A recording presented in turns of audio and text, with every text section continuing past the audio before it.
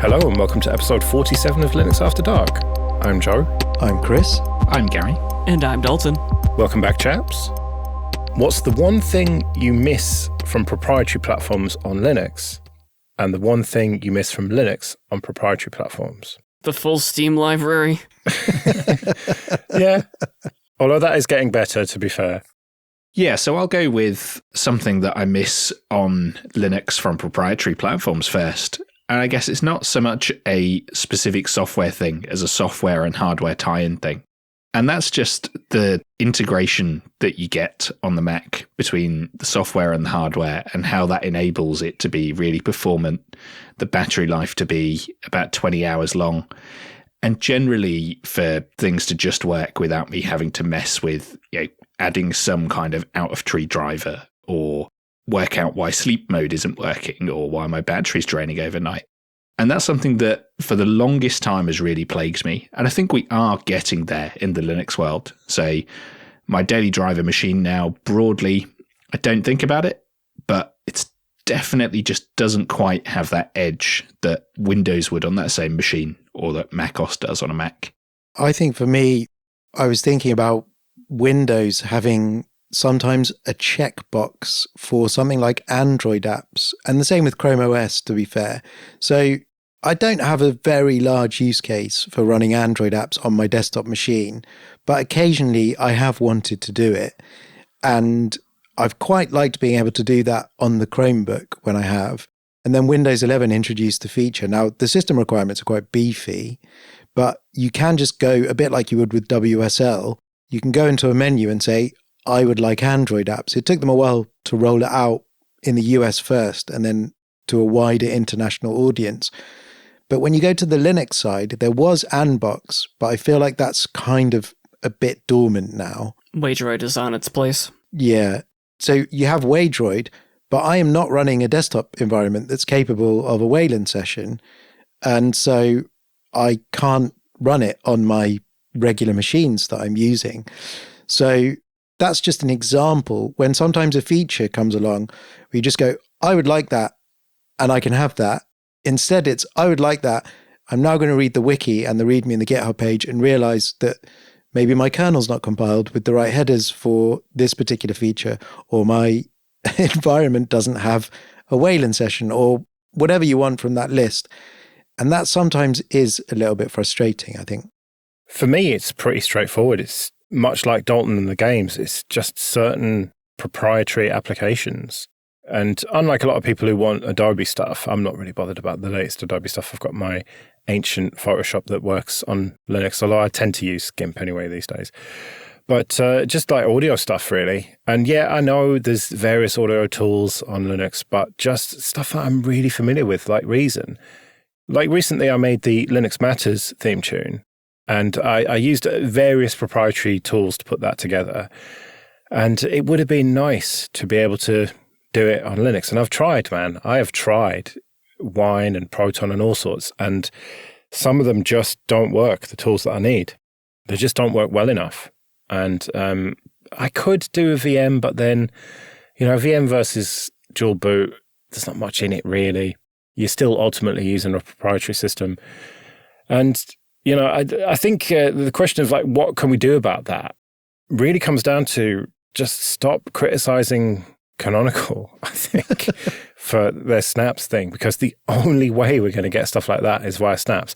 I don't think it's very likely, but if we are going to get the likes of Creative Cloud and Ableton and stuff like that, is via snaps. And that's going to take a lot of work by Canonical to do that. And every time something gets posted as a snap for the first time and the peanut gallery just goes, oh, this should have been a Flatpak, or couldn't you have had a PPA, blah, blah, blah, oh, snaps suck. That surely puts people off from releasing their software. And a lot of people don't want proprietary software on Linux, and that's fine, man. Like, don't use it, cool. But a lot of people do, and I think it would be good to have proprietary software, big name proprietary software. And so, yeah, that's the thing I miss, really. There's always the small name stuff, too, that's sometimes just as important for people. We always say that it's the applications, and we're proving that here, but one time I wanted to get all the metadata out of my pictures on Google Photos, because I download all of them in the Google Takeout format. And yeah, there's a bunch of tools that I could have used on the command line to do it on Linux, but ultimately I bought a program that I just took my and all of my family's pictures and shoved it in, and it went, okay, I'm done now. And that was it. I think on the flip side, what I miss from Linux is I still, to this day, really enjoy live booting a well-curated distribution. And the fact that you can't do that on Windows or macOS, you can't take the installation medium, boot into it, get an internet connection, and use it until the power goes out and everything is gone from the RAM again. That, to me, it still feels like witchcraft to this day. I love having a multi-boot USB like Ventoy in my backpack and being able to quickly boot a machine if the internal drive is broken or if I want a specific tool. I've done it before where someone says, oh, is there a way that I can grab that thing from iPlayer because I want to watch it? And you just boot up and you can install Get iPlayer and pull it down. And they're going, wow, that's incredible. Yeah, I could get that going on Windows, but I'm more familiar with Linux as well. But there are lots of programs that are just a quick pull from the repos of whichever distro you've live booted. And I still find that to be an incredibly powerful feature of Linux. And you can boot Chrome OS Flex and use it live, but it's very limited in terms of what you can do as an operating system. I think that same thing too, being able to just take Linux, for me, who's done a bit of embedded before, just being able to take Linux and have a single use boot disk that you can do a thing that you want with. Like I made Boomstick for the purpose, which is a purpose-built tiny Debian distribution that just wipes all of the media in your computer. Don't use it unless you specifically want to do that, by the way. Or you hate someone and just plug it into their machine in the back so they can't see it. So what, like Dban, but without having to type auto nuke or whatever it is? If you don't type anything, it does take about a minute, 30 seconds before it starts doing anything. But yes. Okay. It's slightly cleverer than that. I'm going to blow Dalton's trombone for him here.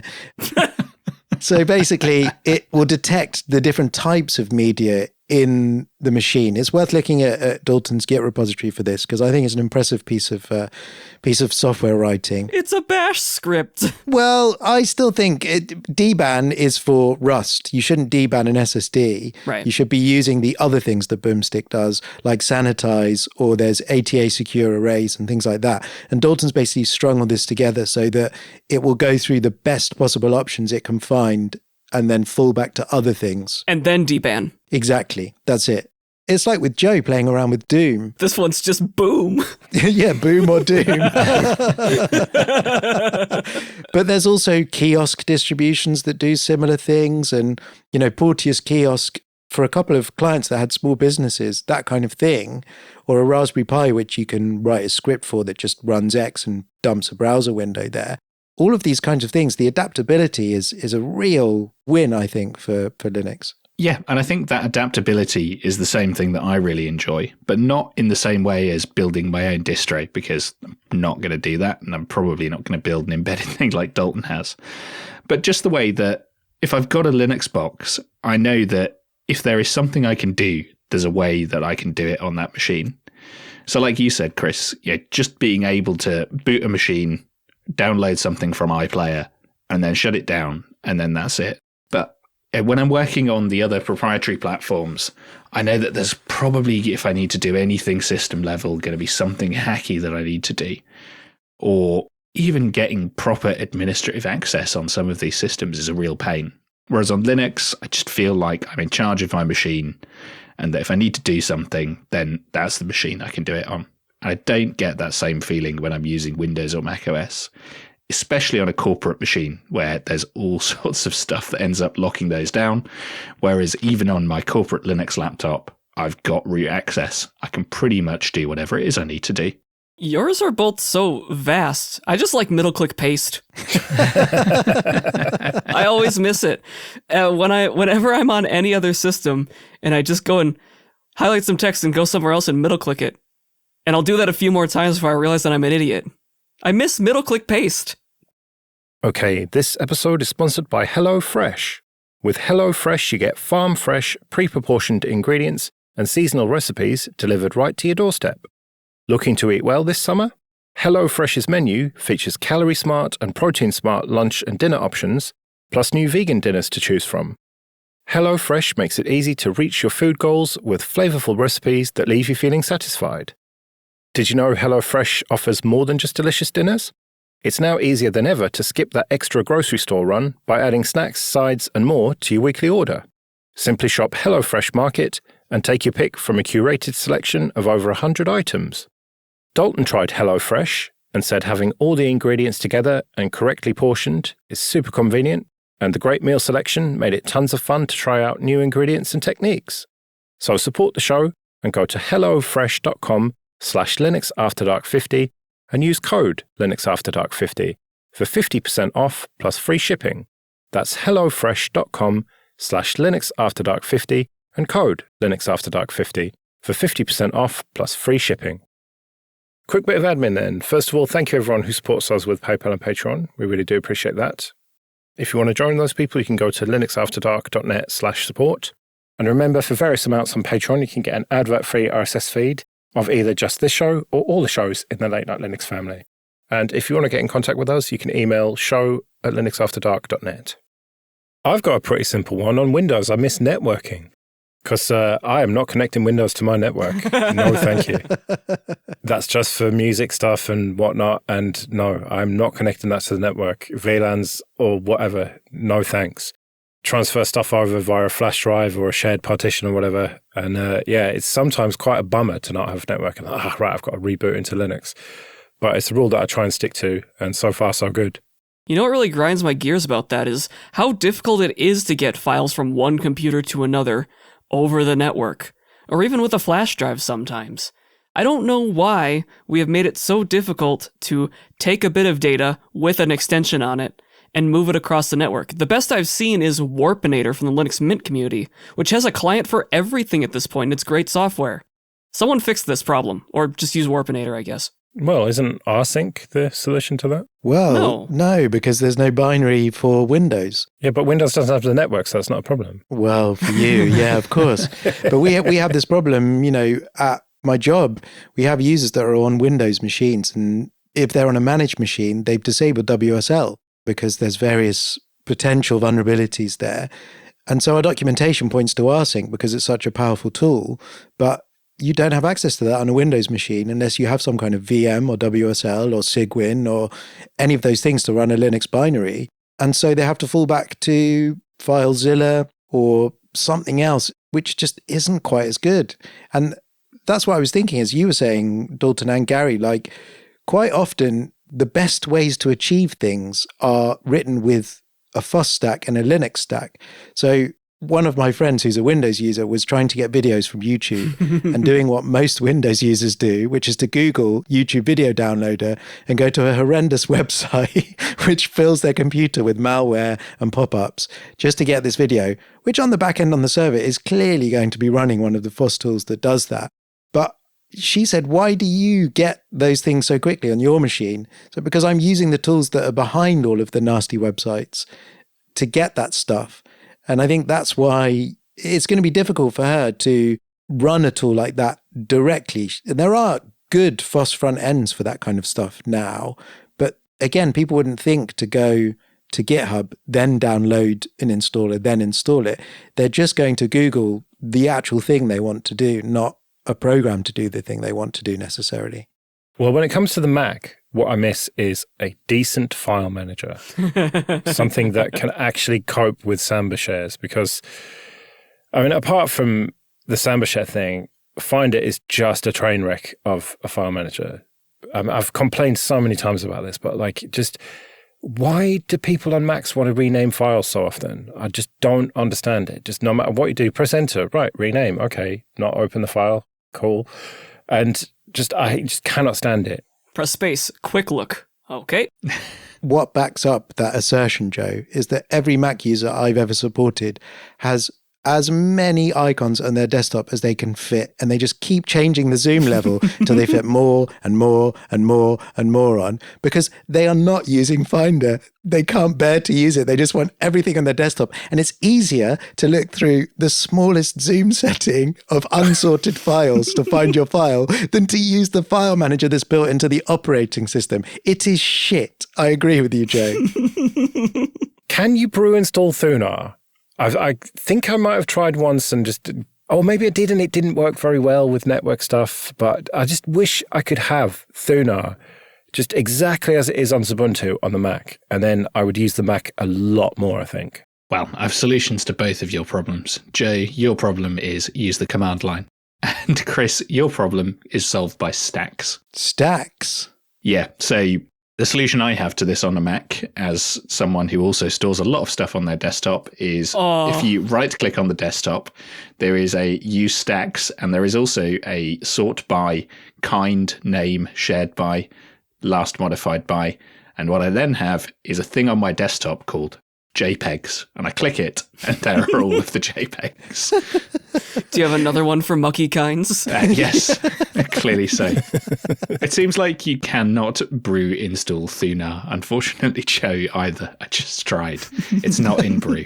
There just isn't a culture for alternative software in the same way as well, I think, on Macs. There's very good alternative software, but it's often paid for. And so there are less options, but when there are options, they're good. But I think you've had suggestions before from people writing into Late Night Linux about file managers for macOS, but I'm not a Mac user, by the way. I just have never owned one that has been a daily driver. It's just what I've observed other people kind of jumping through to get themselves to their files. Yeah, I have had people suggest various file managers for macOS, but they're just a little bit better than Finder and just so much worse than Thunar. And people might say that, Dolphin's much better than Thunar or whatever. They're wrong. I'm inclined to agree. And Kaja or whatever, Kaja, the one on Mate, which is roughly similar to Thunar, I've found. I'd take any of them over Finder, or even any of the other ones that people have suggested to me, quite frankly. And you reminded me of another thing I always miss when I'm on one of the proprietary operating systems, well, specifically macOS, because I haven't daily driven Windows in about 10 years, is decent window management. Why is it so hard? And why do I need to install a third-party thing to do split screen or quarter tiling or anything else? Why is that not just built in? This is really just turning into the Let's Shit on macOS podcast, but screen management as well. Like, I want to output to my screen, close the lid, and have it not go to sleep. We'll just plug it in. I don't want to plug it in. The thing lasts for 15 hours. I don't need to plug it in. But it's clamshell, Joe. Clamshell. Everyone knows about clamshell. Just let me close the lid. Clams don't only have shells during the umbilical cord phase. Yeah. Also, they're not mammals. Yeah, that's true. You might be mixing things up a bit there. But yeah, I just think it comes down to what I miss on proprietary platforms is the ability to do what I want with my computer and not have someone else tell me what I should do with it. Yeah, I think that's the most frustrating thing, isn't it? Is when you find something you don't like, there is always going to be a way. You might annoy the maintainers of the project, so there is that side of it, but there is always going to be a way to push and shove and wrangle it and mangle it to get the things that you want out of it. And you can make your own little jigsaw puzzle, because you can. The file manager example is a good example. You can pull the file manager out and put a different one in. Now, there might be problems with that sometimes, but people spin up distributions where they used to use a PC Man FM. Is that what it's called? Yeah. Yeah. And so that's why we are the 1%, or the dwindling 1% maybe. Who knows what this percentage of desktop Linux users there are now. But that's why we're drawn to it, I think, for a lot of people, is this is a different way to do things. And if I don't like it, there are lots of other different ways to do it as well. Right, well, we better get out of here then. Remember, show@linuxafterdark.net if you want to send in your feedback. We'll be back in a couple of weeks, but until then, I've been Joe. I've been Chris. I've been Gary. And I've been Dalton. See you later.